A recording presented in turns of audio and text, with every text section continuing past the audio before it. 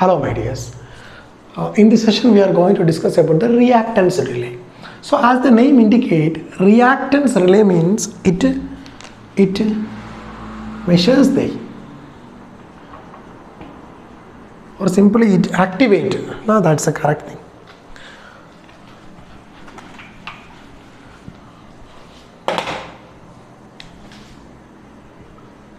It activate according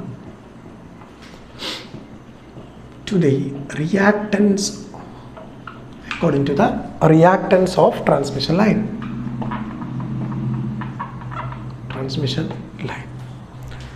So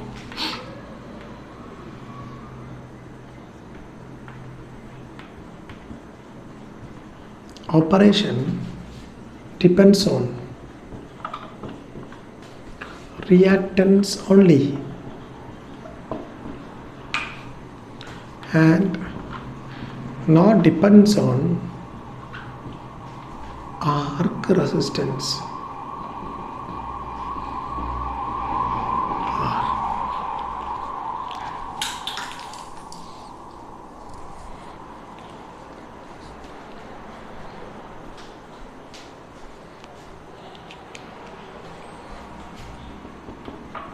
It is non-directional relay. It is used in short transmission line. Only need to know these 3-4 points, my dear, nothing more. Okay, so reactance relay means, as the name indicates, there is a relay only focused on the reactance value. So what happens when it follows the reactance value means it loses the importance of R. So initially the circle was in between, exactly the center was there, equal R equal X circle was there. Now the circle shifted towards to top because it giving priority to X, so it is slowly losing the priority of R.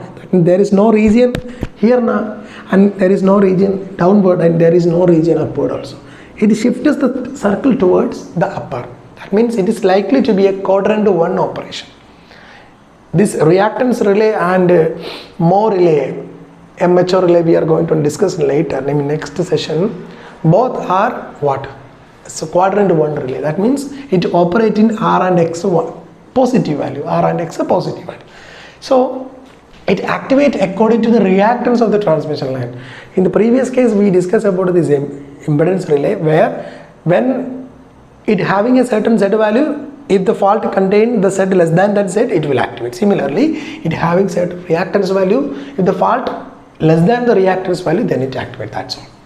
Operation react depends upon the reactance only. I already told you there will not be any R, influence of R. R is nothing but, my dear, arc resistance. R is nothing but arc resistance, and it is non-directional. This word is very, very important. This is the only word you can ask in the examination, and it is used in short transmission. Where it is used? Short transmission and non-directional relay. Short transmission and non-directional relay. Okay, is it clear, my dear? Is it clear? And in the previous section we dealt with what? Impedance relay or distance relay.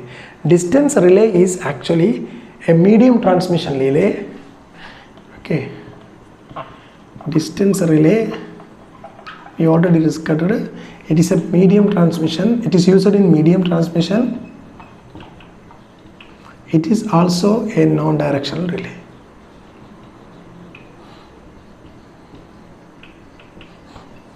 It is also a non-directional relay. Okay, so only this point you need to know from this, and next relay I will take along with this. We don't want another session for that. Okay, that is nothing but only examination point of view I am taking, my dear. 2-3 points only you need to know. You can continuously see in the previous year examination this point only. This point only you have to note, nothing more. If I take classes for each relay, the power system will not end. It will last for at least 6 to 5 months or 5 to 6 months. Only power system. So we don't want that now. So only for examination point of view we will take. Next one is more relay or admittance relay.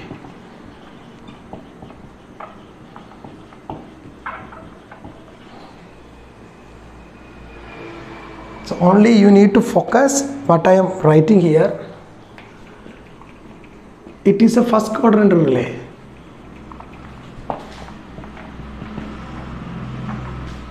It measures magnitude y angle theta. Meaning it measures the magnitude of admittance, it measures the angle of admittance. Admittance is nothing but, my dear, 1 by z. It is nothing but g plus j beta. G plus j beta. So angle between g and b also it will measure. Okay, that's all. Next, it is used in long transmission line. Very, very important point. It is a directional relay. So these 2 points now, this is very important in this. This only you have to note down. Nothing more than these 4 points, you just note it down. Repeated question will be from this. Amateur relay or admitted relay is a dash. Directional. Amateur relay or admitted relay is used in dash transmission. Long transmission. That's all. Nothing more, nothing less. Will be asked. Okay? Okay? Is it clear, my dear? Is it clear? Can I wrap this? So that's all about the types of relay.